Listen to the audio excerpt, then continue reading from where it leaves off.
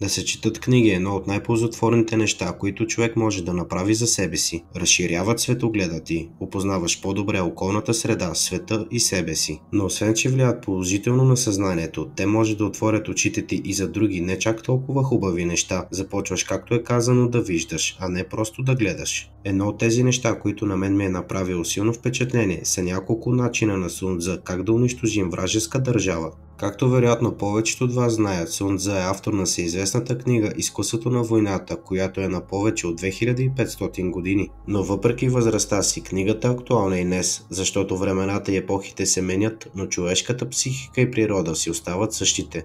В началото не обръщах много внимание на подобни неща, но с течение на времето ми правят все по-голямо впечатление и днес реших да ви запозная и вас.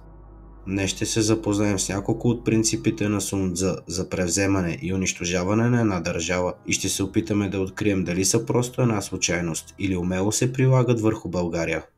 Преди да продължим, искам да заявя, че по никакъв начин това видео не е политически обвързано. Не съм привърженик на нито една от политическите системи. Единственото, което има значение за мен, е справедливостта и истината. Развалете това, което винаги е било хубаво в страната на враговете ви. Няма да давам конкретни примери с това, кое е хубаво, защото всеки има различни представи, но може да се съгласим с едно, а именно, че няма нищо по-хубаво за една държава от това да бъде независима и свободна. А както вече се досещате, България не е такава държава. Икономиката ни и производството са под всякаква критика. Дори вече не знам дали въобще България има износ за други страни на нещо. По-голяма част от нещата в ежедневието ни са внос от други страни, в което разбира се няма нищо лошо, но въпросът е, че вече сме зависими от тях. Защото ако се наложи да се издържаме сами, сме загубени. Земеделието, животновъдството и производството ни са крайно недостатъчни, за да може България сама да се издържа. И тук идва ролята на нашите спасители, в кавички, които ни предоставят всичко необходимо и така започват да прокарват стоките си в България, но и политическите си възгледи. И ако си мислите, че това е нормално, повярвайте ми, не е. Някога страните са се издържали сами. Разбира се, че имало размен и внос на стоки, но не е чак такава зависимост от други държави. Тогава защо политиката на страната ни не е насочена в тази посока, да не бъдем чак толкова зависими и малко или много да се справяме сами? Този въпрос е пряко свързан с следващия принцип, а именно: по всякакъв начин спъвайте работата на властта и направете политиците им подкупни. Това е може би най-болната тема на хората, а именно корупцията в страната ни. Няма какво да се лъжим, всичко в политиката на страната ни е измама, далавери и схеми. Различни хора, едни и същи лъжи и кражби, следват интереси, но не интересите на народа. Абсурдно е наистина, малко или много преди имало политици, които са поставяли общото благо над своето, а сега е обратното, всеки гледа да се добере до някаква власт, за да се облагоденства. Платон казва, че политикът най-голямото добро, на което може да се радва, е обичта на народа си и че един политик трябва да бъде пример за подражание на съгражданите си. Не стига, че съвременните политици не са за пример, но дори ние се отвръщаваме от тях и то с право. Политиката се е превърнала в търговия, интереси и лично благоденстване. Но тогава идва неизбежният въпрос: защо продължаваме да ги избираме ние същи? Защото истината е, че нищо не избираме ние. Както казва Марк Твен, ако зависеше нещо от изборите, нямаше да ни позволят да гласуваме. Само си мислим, че нещо зависи от нас. Както 40 години е имало българи, които са протестирали срещу комунистическия режим, но нищо не се е случвало и изведнъж за един ден пада, когато вече не е удобен на световните лидери. Така и днес, когато дадени образи вече не са удобни и са се изтъркали, ги сменяват с други личности, но с същите меркантилни цели и бедни души, на които им се позволява да правят каквито си искат своеволия, стига само да следват политиката, която им се налага отгоре.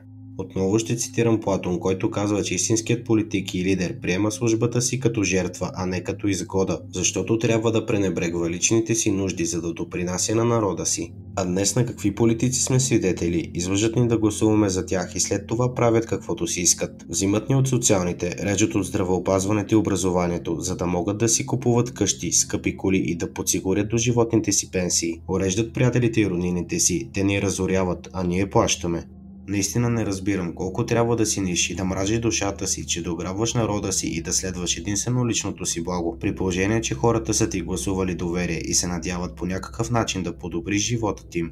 Ами представете си само, че хората, които някога са дали живота си за свободата ни, гледат отгоре в какви ръце е поверено управлението на България днес. Как ли биха се почувствали те? Както и да е, малко се увлякох, но просто тази тема събужда силно презрение и ненавист в мен, така че нека просто да преминем към следващият принцип.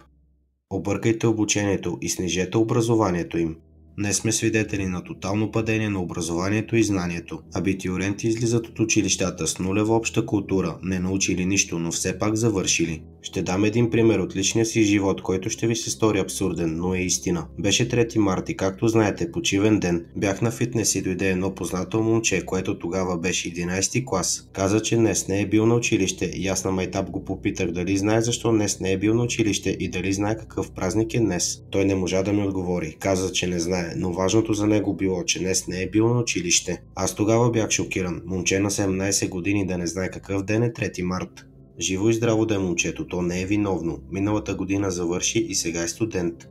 Ами в университетите същата трагедия. Имам познати хора, които мисловната им дейност никаква я няма. Ако им дадеш една логическа задача, просто няма шанс да я решат. Тревомани, зависими от дрогата, но въпреки това завършили университети и имат дипломи. Всеки втори вече има диплома, дори повече. Едни 80% от младите са студенти. Университетите никак не държат да създават качествени кадри, раздават дипломите все едно са флаери. Единственото, което искат от теб е да си плащаш и да изгубиш 4 години от живота си, за да наливат главата ти излишно знание, което по никакъв начин няма да подобри живота и съзнанието ти, а най-много да ти послужи, за да си намериш работа в някоя чуждестранна компания, за да оцеляваш и да се превърнеш в поредният пъх в надпреварата.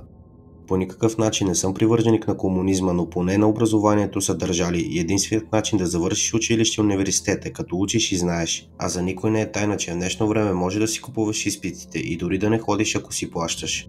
Наистина ми е болно да гледам колко глупави хора има, които не знаят нищо за себе си и околната среда, но имащи се за умни само защото имат някакъв лист хартия. Задавам си въпроса, защо точно образованието, какво ще спечелят като затъпяват населението и след това си отговарям сам, че тогава ще са фокусирани единствено върху оцеляването си, без да милеят за свободата и ще са много по-лесни за манипулация и контрол.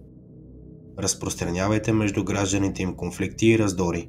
Все повече обществото ни се разединява, по всякакъв начин хората биват настройвани едни срещу други. Фенове на различни отбори, мразещи се едни други, без да осъзнават, че това е просто спорт, който е за развлечение. Бедният мрази богатият, защото си мисли, че ако на негово място ще бъде по-значим и щастлив. Богатият пък ненавижда и не уважава бедният, защото го има за по-нисши от себе си. Българи биват настройвани срещу роми и омразата понякога се превръща и в физически сблъсък. Какво значение има кой какъв е, каква раса или какъв етнос? За мен има само два типа хора, добри и лоши, осъзнати и глупави. Вижда съм много роми, които са по-добри и по-умни от повечето българи.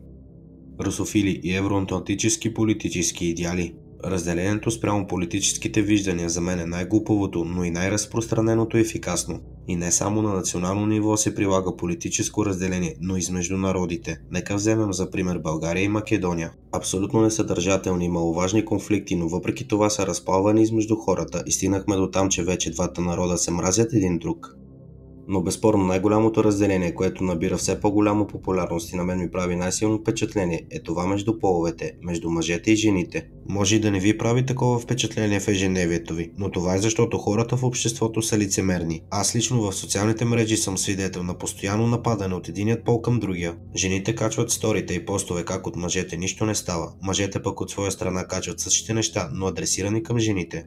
Огледайте се и ще видите, че постоянно групи от хора биват разделяни и непрекъснато се разпалват нови конфликти в обществото ни. И докато ние биваме манипулирани и сме заети да се мразим едни други, някои се възползват от нашето невежество, за да постигат целите си. Подкопавайте дисциплината им и парализирайте волята им за борба чрез потискаща музика. Направете жените им леки и оставете падението им да достигнат дъното. Дойде време и за принципът, който на мен ми прави най-голямо впечатление и се сблъсквам с него всеки ден. Липсата на дисциплина и воля в младите се разпространява като епидемия, благодарение на потискащата музика, а именно комерциалните песни и най-вече чалгата. Моето лично мнение е, че нищо не вреди на младите така както чалгата и никой не може да ме разубеди в това. Разбира се, не слагам абсолютно всички песни от този жанр под общ знаменател, но ме разбирате какво имам предвид. Днешните модерни чалга песни са пълен буклук, който вреди, но умишлено създаден за да вреди и да снижава моралните ценности на обществото. Напълно съм наясно, че ще получа много хейт относно това си изказване, съдейки по това, че винаги когато отида някъде и кажа, че не слушам чалга, съм бивал усмиван. Но както казах в началото на това видео, аз се чувствам длъжен да кажа това, което мисля и смятам за истина. А причината, поради която чалгата е толкова известна и е на първо място по рейтинг във всички класации, е ниското съзнателно и интелектуално ниво на обществото ни. Идете при някой професор, мъдър или осъзнат човек и го попитайте какво слуша и той със сигурност ще ви каже, че не слуша чалга. А след това отидете при някой алчен и тъп младеж или при някоя развратна жена и ги попитайте какво слушат и ще се убедите сами. Искам обаче да подчертая едно съществено нещо, за да не стават обърквания. Аз нямам нищо против хората, които слушат чалга, имам против самата музика. Разбирам, че някой ще каже, че това е само музика и едва ли вреди чак така и какво пък толкова. Тук искам да дам отново за пример разсъжденията на Платон. Според него това, което приема децата като малки, се отпечатва в съзнанието им и после е почти невъзможно да бъде заличено и смята за изключително важно средата, в която израстват децата. Аз лично съм ставал свидетел и то не веднъж в заведения, където се пуска чалга и малки деца са карани от родителите си да играят кючеци.